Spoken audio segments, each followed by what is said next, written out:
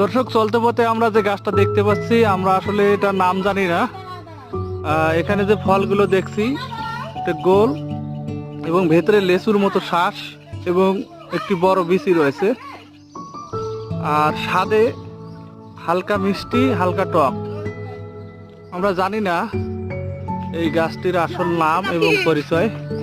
আমরা কথা বলবো যিনি এই ফলটি এইমাত্র খেলেন, তার কাছ থেকে কেমন লাগলো।